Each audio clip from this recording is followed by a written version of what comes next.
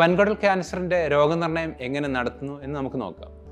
വൻകുടൽ ക്യാൻസറിൻ്റെ ലക്ഷണങ്ങൾ സാധാരണ മലത്തിൽ രക്തം പോവുക, വയറിളക്കം വരിക, മലബന്ധം വരിക, വിട്ടുമാറി മലബന്ധവും വയറിളക്കം വരിക, വയറുവേദന, രക്തത്തിൻ്റെ അളവ് കുറഞ്ഞു പോവുക, ഇതൊക്കെയാണ് വൻകുടൽ ക്യാൻസറിൻ്റെ ലക്ഷണങ്ങൾ. ഇങ്ങനെയുള്ള അസുഖങ്ങൾക്ക് സാധാരണ ബ്ലഡ് ടെസ്റ്റ് വഴി നമുക്ക് വൻകുടൽ ക്യാൻസർ രോഗനിർണയം സാധ്യമല്ല. ഇതിനുവേണ്ടി ചെയ്യുന്ന ടെസ്റ്റ് കൊളോണോസ്കോപ്പി എന്ന ടെസ്റ്റാണ്. കൊളോണോസ്കോപ്പി എന്ന ടെസ്റ്റ് എന്ന് വെച്ചാൽ ഒരു തരത്തിലുള്ള എൻഡോസ്കോപ്പിയാണ് കൊളോണോസ്കോപ്പി. എൻഡോസ്കോപ്പി എന്ന വാക്കിൻ്റെ അർത്ഥം നമ്മുടെ ശരീരത്തിൻ്റെ ഉള്ളിലേക്ക് കാണുക, അല്ലെങ്കിൽ എൻഡോ എന്ന് പറഞ്ഞാൽ ശരീരത്തിൻ്റെ ഉൾഭാഗം, അകത്ത്, സ്കോപ്പി എന്ന് പറഞ്ഞാൽ കാണുക. അപ്പം ഒരു ക്യാമറ ഘടിപ്പിച്ച ഒരു ട്യൂബ് മലദ്വാരത്തിൽ കൂടെ കടത്തി വൻകുടൽ മുഴുവൻ നോക്കുന്ന ടെസ്റ്റാണ് എൻഡോസ്കോപ്പി എന്ന് പറയുന്നത്. കൊളോണോസ്കോപ്പി വൻകുടലിനെ നോക്കാനുള്ള ഒരു എൻഡോസ്കോപ്പിയാണ്. ഈ കൊളോണോസ്കോപ്പി വഴിയാണ് നമ്മൾ വൻകുടലിൽ രോഗനിർണയം നടത്തുന്നത്.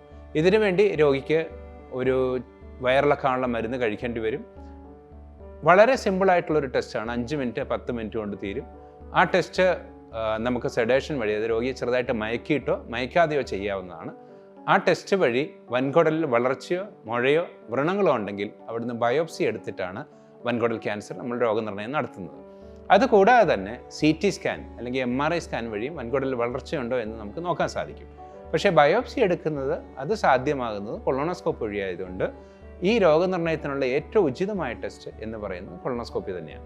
ഒരല്പം പരിഭ്രമമൊക്കെ രോഗിക്കുണ്ടാവും ഈ ടെസ്റ്റിനെ പറ്റി കേൾക്കുമ്പോൾ. കാര്യം വയറിനകത്തേക്ക് ഒരു കുഴൽ കടത്തി വിടുന്നു എന്നിട്ടുള്ള ടെസ്റ്റ് എന്ന് പറയുമ്പോൾ. പക്ഷേ അങ്ങനെ പരിഭ്രമിക്കേണ്ട കാര്യമില്ല. വളരെ ലളിതമായൊരു ടെസ്റ്റാണ്.